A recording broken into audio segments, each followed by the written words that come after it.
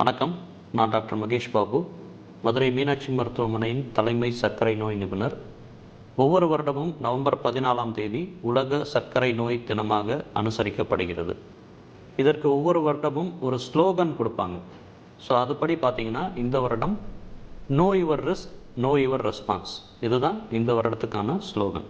இதுக்கு அர்த்தம் என்னென்னா, உங்களுக்கு சர்க்கரை வியாதி வரக்கூடிய தன்மை இருக்கா, அதுக்கான ரிஸ்க் இருக்கா அப்படின்றத நீங்கள் பார்த்துக்கணும்.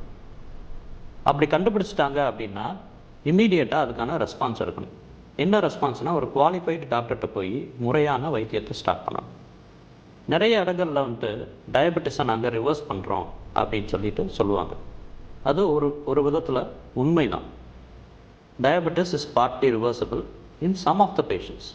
யாருக்கு ரிவர்சபிள் அப்படின்னா, சர்க்கரை வியாதி கண்டுபிடிச்சு ஒரு 6 மாதமோ 1 வருடமோ ஆகுது, உடல் பருமனாக இருக்காங்க, ஃபேமிலியில் யாருக்குமே சர்க்கரை வியாதி இல்லை, எனக்கு வந்துருச்சு. ஸோ அப்படின்றவங்க ஒரு முறையான மருத்துவர்கிட்ட போய் ஒரு முறையான எக்ஸசைஸ் ப்ரோட்டோக்கால் ஃபாலோ பண்ணி முறையான டயட் கண்ட்ரோல் ஃபாலோ பண்ணாங்கன்னா அவங்களுக்கு சர்க்கரை வியாதியை இல்லாமல் ஆக்கலாம். ஸோ ரிவர்சல் அப்படின்னா என்ன சார் அப்படின்னு கேட்டிங்கன்னா, ஒரு 3 மாதமோ 6 மாதமோ மாத்திரைகள் இல்லாமல் அவங்களோட HbA1c லெவல் 6% மெயின்டைன் ஆகுது அப்படின்னா அதுக்கு பேர் தான் ரிவர்சல். ஸோ ரெண்டாவது கேள்வி, இப்போ எனக்கு ரிவர்சல் ஆயிடுச்சு, எனக்கு திருப்பியும் சர்க்கரை வியாதி வருமா அப்படின்னா வரக்கூடிய வாய்ப்புகள் அதிகம்.